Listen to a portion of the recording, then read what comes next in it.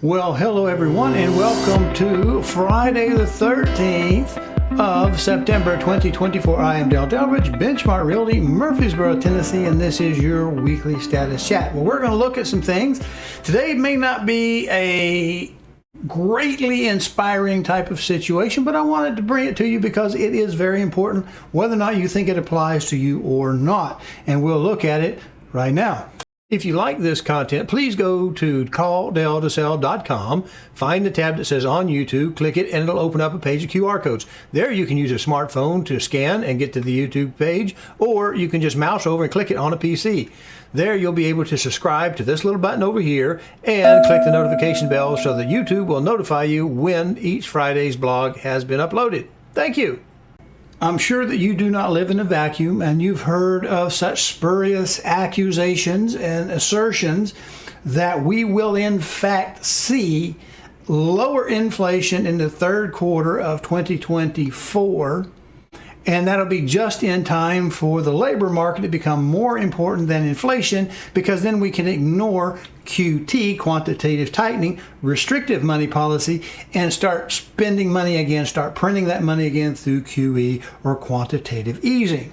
All right, so that's just what some people say. I'm not necessarily saying that's the case, but it's there sure enough. And if we go back and reflect upon something very, very simple and look at what Chairman Powell said a long time ago, let's go all the way back not quite 12 months, but to the 12th month, December of 2023, when Powell said, okay, we may be on track. If inflation holds and we're doing great, we might be on track to start dropping the Fed rate come Q3 of 2024. And if you have any social media, you'll see your salesman type that are just been blasting you for the last 9 months.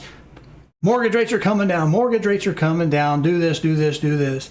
And what we finally see, yes, mortgage rates are beginning to break because we've had some little ripples in the water.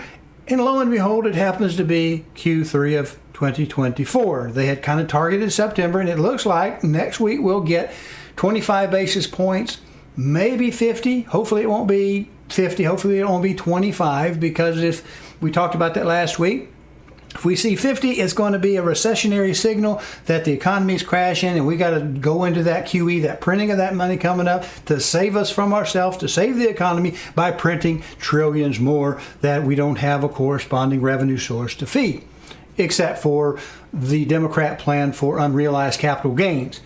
Now, they did improve that from like 44.6%. Now it's down to 20 some odd percent, but it's still a lot of money. And they're looking for money not to pay the debt off or to help the deficit, but so they can spend some more money. That's my opinion, may not be yours. Maybe I just need to be fitted for a tinfoil hat. So it does seem like there's some expectation from Chairman Powell that perhaps inflation would be under control by Q3. What else happens in Q3? Well, let's first remind ourselves about the CPI. Now, this last little go around, this last month, we see that we still went up 0.2%. But look, why we show overall inflation down is because energy has crashed significantly, 4% on energy. So if energy has gone down 4%, what do we know about supply and demand? Well, we know that when we had our cream cheese scare a couple years ago, we couldn't get cream cheese, or we couldn't get eggs, avian flu, whatever it was. When we don't have enough of something, the prices go up. And if we have an overabundance of something, we see that prices come down. So when we go back and look at this, energy is going down. Now, have we really done anything to our policies? Have we opened up any more refineries? Have we started doing more fracking? Have we gotten anything to get energy coming in? No. So this drop is on speculation that there probably will be more energy than we would need, which is a recessionary sign. Now, I don't want to talk about recession today, but this is down, and that's also why the CPI is down. But let's look at something you probably don't know. This may not affect you directly, but here we have, how is Social Security COLA calculated? Google. You can Google this if you want. The Social Security Administration, SSA, calculates the cost of living adjustment COLA for Social Security benefits based on the CPI index, which is an index for urban wage earners and clerical workers, the CPI Remember that last little bit, that's significant. Now, if we go on down, the CPI was increased by more than 0.1%. The SSA approves a COLA if it goes up by 0.1%. Well, here we want to look at something below here. We can follow this to the Social Security Administration, which will tell us the same thing. But now, let's stay on track. We're looking at the cost things. Remember, the CPI-W for wage earners is the base that the SSA uses for retirees and disabled people who are not workers. They're retirees or disabled. So it looks like there might be a better way to bridge that, because if you remember the CPI and we go back to the JOLTS, we look at the establishment survey, what did it tell us about where the jobs were happening? Why, it told us the jobs were happening, of course, in government and in healthcare. And what do we know about healthcare? The older you are or the sicker you are, the more you'll spend on healthcare.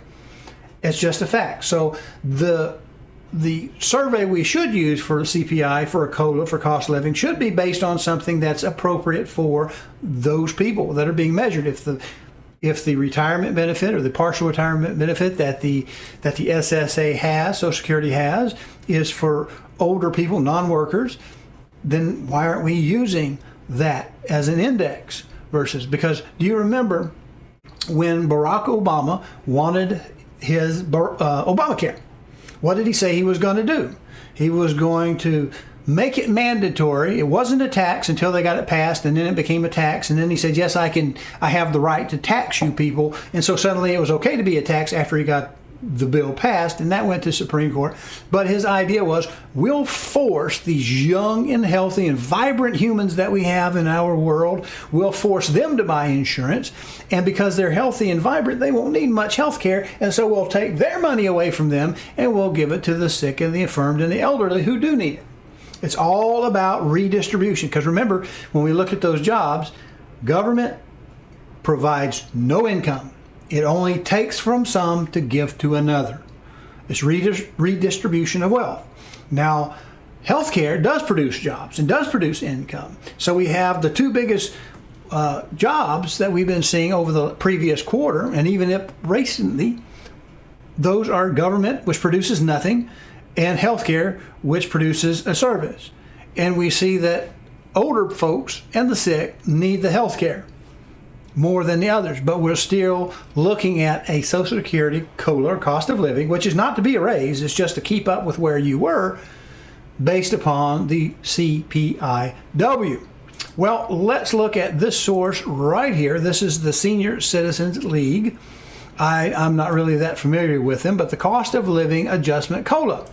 Now, we've seen some high inflationary rates, but how do we do this? According to TSCL's research, Social Security benefits have lost over 30% of their purchasing power since 2000. That doesn't mean they got a raise. That means they've had money taken away because of inflation, due in large part to inadequate COLAs, or cost of living adjustments, and rising health care costs. See, they specifically point out that it's health care costs. To address this growing issue, this group urges Congress to adopt legislation that would base the COLA on an inflation index specifically for seniors, such as the CPI-E, or the CPI for the elderly. The basket of goods is weighted different. It's weighted differently because they have more health care costs. They're more subject to the rising health care costs than the younger folks are. It seems fair and logical, but what does the Social Security Administration do? They base it on urban workers, not the elderly. They have an index for the seniors, of which have been pinched by inflation more than someone who are still out there in a working, vibrant, living ability. So if you think things are tough on you as an employed person in our great state, imagine how it would be if you were one of those people that couldn't earn any more money and were just at that stage of your life. Not only do the government's people not base the COLA on adequate inflationary information, they base it on wrong inflationary information. Let's get back to the screen. So they're talking about they're using the wrong index. They're suggesting that it would be more appropriate to use a CPI for the elderly to base a Social Security cost of living increase. Sounds perfectly reasonable to me. Now down here, there's a white paper on this issue, and you may not be able to read this off the screen, but it says government manipulation. That's not my words, it's these people's. Government manipulation of the CPI to minimize the Social Security cost of living adjustment. And I happen to have it pulled up here as a white paper. And before we get into this, I just want to bring about that same basic thing and remind people what Jay Powell said in December of 2023. He said if inflation gets under control, we will look at dropping the Fed rates in the third quarter of 2024. What quarter does the Social Security Administration's CPIW workers use to figure the increased cost of living increase for the elderly? Third quarter. It's almost like Jay Powell, he probably knows more about money and the banking and the regulation and government than I do, but it's almost like he could forecast that inflation was going to come down in Q3 of 2024. Maybe it's because it has a habit of going down in Q3 in previous years. Patterns repeat, whether they be expansion cycles in the business or compression, recessionary type thing. Everything goes in cycles. The Senior Citizens League white paper, it's entitled Government Manipulation of the CPI to Minimize Social Security Adjustments. Their words, not mine. Now, it seems to be that if we go down through this paper, and you'll have the link to it over in the status chat's description, so you can pull up these links. You may have to hit that blue link we just came from in here. But their basic position is, in 1972, Congress created a system whereby Social Security benefits would be increased annually by an automatic cost of living adjustment to ensure that the purchasing power of those benefits is not eroded by inflation. COLA increases are based upon the CPI Urban Wage Earner, or the CPIW, issued by the Bureau of Labor Statistics. And we have seen Q3 inflation get under control. Now, what happens, what can we expect to happen if we get inflation under control, which was the rationale given by the Fed that we're having quantitative tightening, trying to get back that irresponsible explosion of spending starting at 2020 and going and continuing on through this entire administration. They're exploding the money, and when there's more money than there are goods, there's more money chasing the same goods. That's where your inflation comes from, increase the money supply. Don't believe me? Look it up on the Atlanta Fed. They have a great video on it. So we're trying to tighten the money supply in order to cool the purchasing, the turnover in the economy, to cool the economy so that we can get those prices back down. Remember our cream cheese shortage? We didn't have enough cream cheese, or toilet paper if you like loo roll. Loo roll, when you didn't think you were going to get enough, people hoarded more, they bought more, they spent more. Remember in housing, fear of missing out, we have to buy. It rises prices, and then when we think we have all the opportunities in the world, prices will come down. Remember gasoline, energy prices, we just looked at the CPI. So we're looking at the effect of supply and demand. That's not news to any of us. Now, what happens when we get past inflation? That's not our biggest worry. We're going to worry about losing jobs. Remember the jolts? Do you remember the economy's areas that they're adding jobs according to the Beige Book? And we also see it mentioned in the establishment on the CES. We see that they were going into areas. We're going mainly into healthcare, which affects seniors, and they go into, of course, government. Now the government produces nothing. It only takes, it Robin Hoods. It takes from one group to give to another group. Redistribution of wealth. Now, as long as that's for the common good and everyone benefits from it, taxes have a necessary point. But when they start to just be taking the money away and giving it to somebody else, it's redistributive. Now, at least with healthcare, it's providing people jobs. And so jobs are earning money and they're paying taxes on the money. But that's where the jobs have been. So if we look back at this white paper, we talked about right here. This is based on the CPIW for wage earners. What this whole thing is about is to, and I think at the tail end, I'll let you really digest this because we're running long on time already. We get toward the tail end. I think we actually have the legislation which gets proposed, but it hasn't been had yet. It didn't get passed.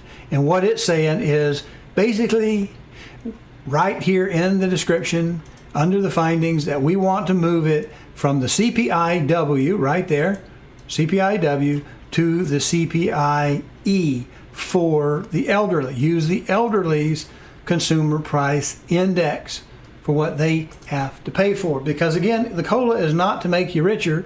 The COLA is just to keep you from losing ground. And this is how the government has worked. Well, let's look at one more thing that we want to look at here. Let's look at what the producer price index is. Is that what this says? This is for the wholesale prices. And we know that the wholesale prices lead the consumer prices because somebody, it's like, you know, the farmer has to plant the corn before the corn grows, can be harvested to be turned into food for you to purchase. So the PPI tends to lead. But we have the CPI doing a very similar type of thing. We saw a massive increase in inflation, and it went on for a while, and it begins to come down as we are affecting some demand. And then what we see is, you know, as it comes down, did we get the necessary cost of living to go with it? Well, let me remind you of this when we talk about, say, the Consumer Price Index or the CPI. All right, what this says, this is just a reminder. I'll actually expand this in if I can. This is the CPI. This is the consumer side, not the wholesale side.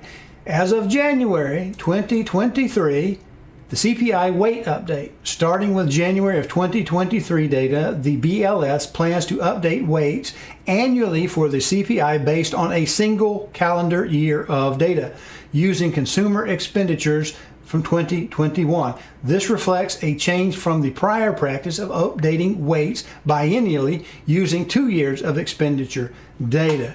All right, what does that seem to suggest to you? Well, it suggests to me that when we were having the highest inflation, the highest rates of change of inflation, that they didn't want to go back to 2019, 2020. We didn't want to go back to when prices were lower because that's going to create a lower price that we then gauge our CPI index against. If prices are low and they're still high, it's going to make a bigger percentage. But what happens if we can bring it up in time to a place when they were already out of control? It's going to make inflation, this change, look much less. Now we add to it how they're treating seniors. They're not using the CPIE for the elderly who have to pay more for health care. They're going to use the workers version. So it looks like they're cooking the CPI in more than one way. Okay, so let me give you another visual, and let's look at that center panel again. This is a report from CNBC. As inflation cools, estimate for 2025 Social Security cost of living adjustment goes down. And that's kind of what we've been talking about, the third quarter magic, where inflation suddenly cooled. Now, we're going to skip down here to this lovely little graph we have before us because it gives it over time. Annual Social Security cost of living adjustment 1976 to 2024, and we look at what happened. We were going way out with the massive inflation that we've been all enjoying so much since 2020. We see there it was in 2020, it was 1.6%. Right, so that's not going to be a whole lot. If that's annual, 1.6%. So a little bit of that's not a big deal. But when we start seeing it take off, when we printed the money, now we're at 5.9%. This was 8.7. That was a cost of living for what year is that? Is that saying 2023? Right. And what did this one say right here? Well, it says starting 2023, January 2023. So we look back at this. When did we see a huge bump in a COLA? Was because we had a huge bump in inflation. So starting January, they were cooling it. They couldn't maybe get that because 2023 was priced in based upon what? Upon the 2022's third quarter. So it was already going up. So it locks it in for 2024. And what did we see this say? January 2023. So this change is going to affect the 2024 assessment for fiscal year 2025's COLA. Now let's go back to that center panel. And 2024's went to 3.2%. What does that tell you?